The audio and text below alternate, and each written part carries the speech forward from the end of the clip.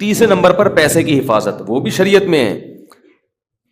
جب نہ جان جا رہی ہو نہ عزت جا رہی ہے تو پھر پیسہ بھی شریعت میں حکم ہے کہ اس کی بھی حفاظت کرو. دنیا مسافر خانہ ہے، میں بار بار بیان میں کہتا ہوں، میں کیا کہتا ہوں، قرآن کہتا ہے، لیکن اس کا مطلب یہ نہیں ہے کہ اس میں چیزیں پھینکنا شروع کر دو آپ کہ یار ویسے ہی گزر جائے گی تو کوئی بات نہیں، اڑا دو، ختم کر دو، مر جائیں گے تو ویسے ہی ختم ہو جائے گا. تو مر جائیں گے تو ختم ہوگا، لیکن اس سے پہلے ختم ہو گیا تو ٹائم سے پہلے مر جائیں گے. سمجھ رہے ہیں؟ اعتدال ہے نا اسلام میں، نہ ان چیزوں سے دل لگاؤ. سورہ بنی اسرائیل کی کیسی بہترین آیت ہے. آج میں سفر سے آیا ہوں تو میری سیٹنگ بھی تھوڑی سی آؤٹ ہے کیونکہ میں سویا نہیں ہوں پوری رات، سفر میں تھا. تو ابھی بھاگتا بھاگتا بس پہنچا ہوں، میں نہا دھو کے جلدی سے آ کے ممبر پہ بیٹھ گیا ہوں. آ کے ارادہ ہی نہیں ہو رہا تھا کہ آج بیان کروں گا، لیکن پھر لوگ دور دور سے آتے ہیں تو آج سوال جواب کا سیشن کی چھٹی ہے آج، ٹھیک ہے نا. تو کیا کہہ رہا تھا میں؟ سورہ بنی اسرائیل میں کہ اللہ نے فرمایا کہ لا تجعل یدک مغلولۃ. یہ ٹاپک چل کیا رہا تھا؟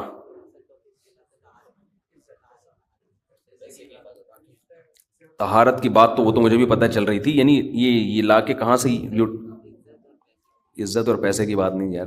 جو رشتے میں وہ بھی ایک بات کی بات ہے.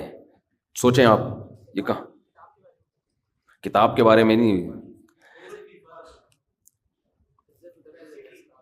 چھوڑیں پھر، ابھی آ رہا ہوں میں، خود ہی زیادہ آ جائے گا انشاءاللہ. لوگ مجھے کہتے ہیں آپ کے حافظہ کیا ہو گیا؟ تو آپ لوگوں کا بھی تو وہی ہو گیا جو ہمارا ہو گیا.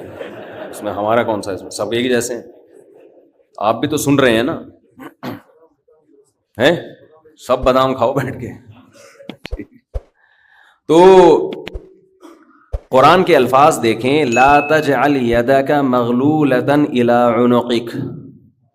نہ تو اتنے کنجوس بن جاؤ کہ اپنے ہاتھوں کو گردن سے باندھ لو، ولا تبسطها کل البسط. اور نہ اپنے دونوں ہاتھوں کو ایسے پھیلا کے اڑانا شروع کر دو.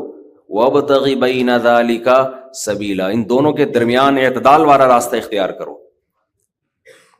اچھا، ہر آدمی کہتا ہے میں اعتدال سے چل رہا ہوں، کہ نہ میں اتنا ایسے اڑا رہا ہوں اور نہ میں کنجوس ہوں، کیونکہ میں نے اس دن میری گاڑی کا شیشہ ایک بندے نے صاف کیا تھا، میں نے اس کو 10 روپے دیے تھے، میں تو بالکل بھی کنجوس نہیں ہوں. اس دن چمونی آپا آئی تھیں ہمارے محلے میں، میری والدہ کی بڑی اچھی دوست ہیں، تو میں نے ان کو چائے پلائی تھی. میں تو میں نے یہاں میری مسز نے کہا تھا کہ 2 سموسے لے آؤ، میں لے آیا تھا. اگر میں کنجوس ہوتا تو میں کہتا نہیں، نان نفقے کے علاوہ کچھ بھی گھر میں نہیں آئے گا. تو آپ میں اعتدال ہے یا نہیں، یہ فیصلہ خود نہ کرو میرے بھائی. کبھی کچھ دن سخی لوگوں کے ساتھ گزارو تو ہم سب کو پتا چلے گا کہ ہم سب کیا ہیں، کنجوس ہیں. سمجھ رہے ہو؟ ہم سب کنجوس ہیں. کچھ دن سخی لوگوں میں اٹھو بیٹھو. اسلام چاہتا کیا ہے؟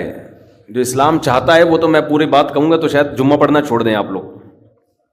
اسلام کہتے ہیں مسافر خانہ سمجھو اس کو. اتنا نہ اڑاؤ کہ کل مانگنے کی ضرورت پیش آ جائے، بس اس سے کم خرچ کرو، ٹھیک ہے نا. یہ رکھنے کی چیز نہیں ہے. لیکن ہم یہ نہیں، ہم نے تو کتنے سالوں کا جمع کر کے رکھا ہوا ہے، جمع ہوتا جا رہا ہے، ہوتا جا رہا ہے، ہوتا جا رہا ہے، پلاٹ کی شکل میں، گولڈ کی شکل میں، دکانیں، پھر پراپرٹی، ہوتے ہوتے ہوتے. کمال کی بات یہ، اسلام کمانے سے منع نہیں کر رہا، جمع کرنے سے منع کر رہا ہے. اور ہم نے دینداروں کو دیکھا ہے کمانے کی زیادہ کوشش نہیں کر رہے، جمع زیادہ سے زیادہ کر رہے ہیں. عجیب بھائی، ارننگ بڑھاؤ، اپنی ڈبل کر دو، اس میں فائدہ ہے. مسلمان پاورفل ہوگا تو اسلام ترقی کرے گا. تو کہتے ہیں نہیں یار میری آمدن مہینے کی اتنی ہے تو مجھے کیا ضرورت ہے. لیکن اس آمدن کو کیا کر رہے ہیں؟ جمع کر رہے ہیں. وہ بھائی کمائی ڈبل کر دو تاکہ خرچ بھی کیا ہو جائے، خرچ اچھی جگہوں پہ شروع کر دو.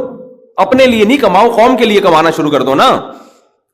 ڈبل کمانا شروع کر دو، 4 گنا کمانا شروع کر دو، لیکن اس کمائی کو پھر خیر کے کاموں میں خرچ کرو. نبی صلی اللہ علیہ وسلم نے فرمایا ایماندار تاجر وہ شخص جو اس لیے تجارت کرے کہ لوگوں کے سامنے ہاتھ نہ پھیلانا پڑے، ایمانداری کے ساتھ تجارت کرے. پیغمبروں کے ساتھ ہوگا قیامت کے دن. حضرت عثمان اگر تھوڑا کماتے تو 400 گھوڑے دیتے جہاد میں. بولو نا، گھوڑا لینڈ کروزر تھا اس زمانے کی، 400 V8 حضرت عثمان نے دیے ہیں. کتنا کمایا ہوگا. ہاں اتنا کمانا کہ آپ اپنے صحت کی کبھی خیال نہ کر سکیں, آپ بیوی بچوں کو بھی ٹائم نہ دے سکیں, وہ پھر کمانے میں بے اعتدالی ہے. کمانے کا ایک حد تک آپ کے ٹائم اور جسم سے تعلق ہے, اس کے بعد کھوپڑی سے تعلق ہے. کھوپڑی نہیں استعمال کر رہا, گدھا بنا ہوا ہے, محنت بہت کر رہا ہے. ہم نے ایسے کمانے والے دیکھے ہیں کہ سارا دن کمانے کی فکر میں ہوتے ہوتے بچوں کی فکر ہی نہیں ہے, بیوی کو ٹائم نہیں دے رہے, ماں باپ کو ٹائم نہیں دے رہے, اپنی صحت کو ٹائم نہیں دے رہے. تو زیادہ کمانے کا یہ مطلب ہرگز نہیں ہے. زیادہ کمانے کا مطلب یہ ہے کہ کمانے میں ٹائم تو آپ نے اتنا ہی دینا ہے جتنا آپ کی صحت اجازت دیتی ہے. نماز کا ٹائم نکلے, تہجد کا ٹائم نکل جائے, تسبیحات تلاوت کا ٹائم نکلے اس میں آپ کے لیے, کچھ اللہ کا ٹائم بھی نکلے, کچھ دین کی تبلیغ کا ٹائم بھی نکلے, کچھ پڑھائی کا ٹائم بھی نکلے. ویڈیو نہیں بنائے بھائی, یہاں لکھا ہوا ہے نا, کچھ پڑھائی کا ٹائم بھی نکلے. یہ تمام چیزوں کا ٹائم نکلنے کے ساتھ ساتھ پھر کمانے کو ٹائم دینا ہے. اس میں پھر جب اتنا ٹائم دے کے پھر پلاننگ کر کے اس کو بڑھانے کی کوشش کرنی ہے, یعنی ارننگ کو بڑھانے کی کوشش کرنا ہے. یہ نہیں کہ آپ نے ٹائم زیادہ دینا شروع کر دیا. اس میں ٹائم زیادہ دینے سے تو آپ کی صحت کو نقصان ہوگا نا.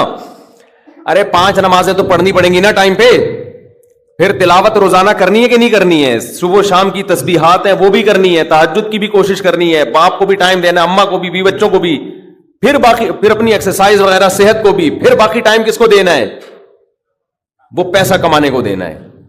پھر اس پیسہ کمانے کے کو جتنا ٹائم آپ نے دے دیا تو اس میں آپ کہہ سکتے ہیں کہ پھر ہم اس کو بڑھائیں کیسے, ہم تو 8 گھنٹے کمانے کو دے رہے ہیں, اب اس میں کیسے بڑھائیں ہم.